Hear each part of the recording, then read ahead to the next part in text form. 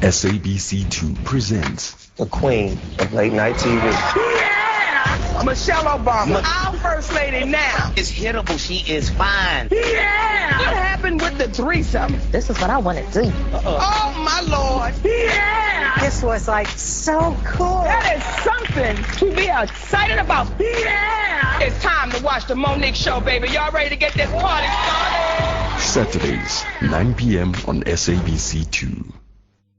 No, if you could just give me that information. What's that? A severed hand. Hang on a second. No. I mean that. Oh, that? That's the logo. Well, it's different. Yeah, that is different. New season, new channel. Law Criminal Intense. Late night every Saturday. Now exclusive to SABC2.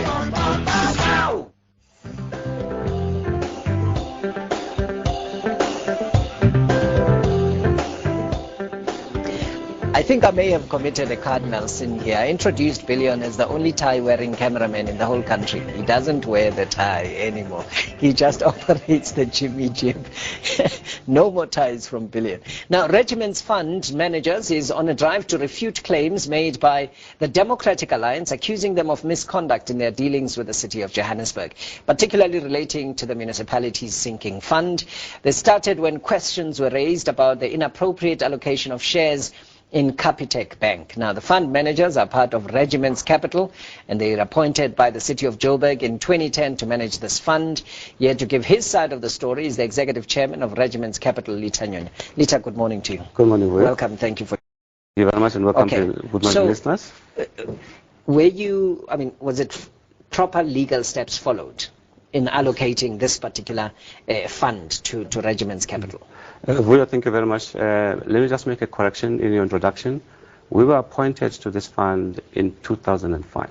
Okay. Not 2010. Not 2010. The advertisement came out in 2005, and the actual allocation of the successful fund manager was in September 2005, after the city had followed its due process in terms of the procurement policy of this country. Now, have you assisted the city or the mayor's wife to get shares in Capitec Bank? Is this a kickback for your company being allocated this management of this? Very, very good question, Vuyo. In the last couple of weeks, our company has been subjected to media reports suggesting that we did something improper. Let's state it categorically that Regiments Capital's role in the Capitec transaction was that of corporate finance advisor. We were invited for the consortium. Okay. We didn't put together the consortium. Which one? Not Capitec? The consortium is called Coral Lagoon. Okay. We didn't put that consortium together. We were invited to assist with the structuring and the capital raising so that the consortium can conclude the transaction.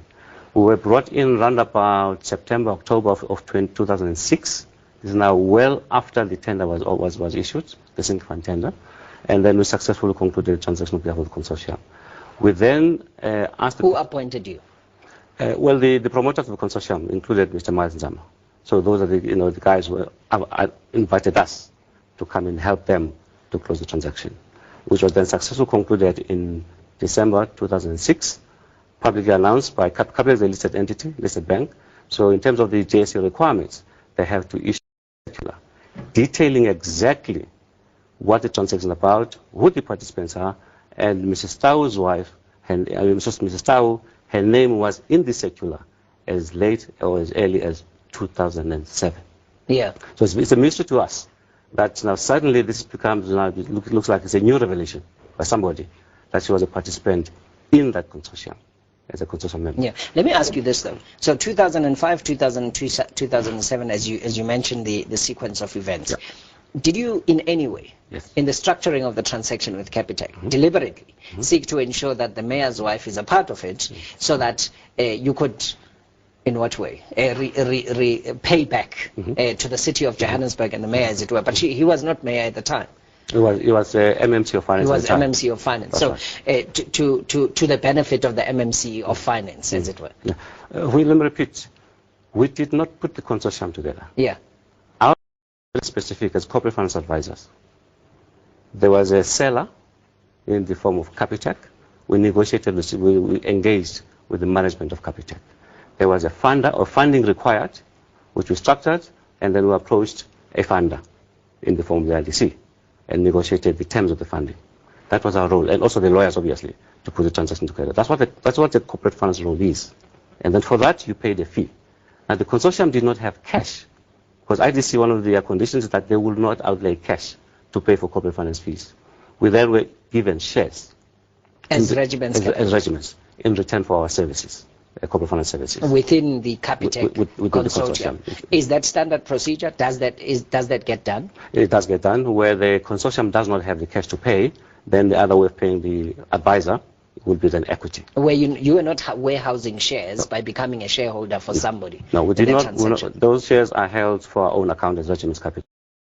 Still are. And also that information was in the circular that I referred to in 2007 when it was publicly announced. Okay. So where is the corruption in these allegations? What have you done as Regiments Capital? Well, I'd like someone to point out to me where that corruption is. Because as far as I'm concerned, we have not paid anybody any money.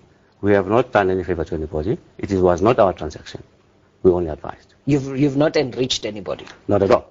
I mean, allegations that Mrs. Tao is now rich because of regiments, I find those allegations quite bizarre. Because the share price of Capitec is what has performed. We bought in at 30 Rand a share. The share price of Capitec is out in the marketplace, around about 196 and thereabout. It is the management of the entity that has caused the share price to run. Not regiments making Mrs. Tao rich. Yeah. Where have these allegations come from? How do you understand, in what kind of context do you place these allegations? Well, that's a very dangerous question. You know, if we are to speculate, I don't know where we'll end up. And I am not in a position to answer. Is it competitors jealous of perhaps the fact that you are on the verge? Where is this account now? Are you still managing it? Or is it in limbo somewhere? Well, let's close then the capital transaction, so that's the explanation. Let's then come to the sinking fund. If you maybe will allow me just for a second, just to digress in terms of answer the question. I'm not sure if your viewers know what a sinking fund is. Maybe I should just spend 30 just seconds. Very briefly. Okay. Very, very briefly, not 30 seconds, what it is. A sinking fund, in very simple terms, it says if you have a liability that matures, is due for payment in 5 years' time, we then suggest to you that you need then to enter into an arrangement where, on a systematic basis, you set aside money, such that money is managed in a way that enables you to be able then to redeem when that money is due for payment. Now, we pioneered the sinking fund concept in the public sector space. The city of Johannesburg has been pioneers in the bond market. We went to them in 2005 and said, well, we think it's prudent for you, as you are raising all of these liabilities. At the time, they had about 6 billion rands of a bond portfolio. We think it's prudent that you also prepare for redemptions. So now, you approach them with the idea? We approach them with the idea. So what that then does, it means that the investors have got comfort when they give the city of Johannesburg money. They've got comfort that when the redemption comes, and the first one came in 2010, there'll be enough in the kitty to enable them to... Litha, there's so much to talk about. The last one for you is that the city in that fund has made 700 million rands profit based on the performance that and the management and our management. And obviously then we took a percentage of that as a profit participation as agreed in the mandate. Let's leave it at that. Litha Nyhonyha is the Executive Chair, Regiments Capital. So much to talk about on this story. Thank you very much for your time. Let's take a break quickly. Final news bulletin. TSC tells us about the weather when we return. Stay with us.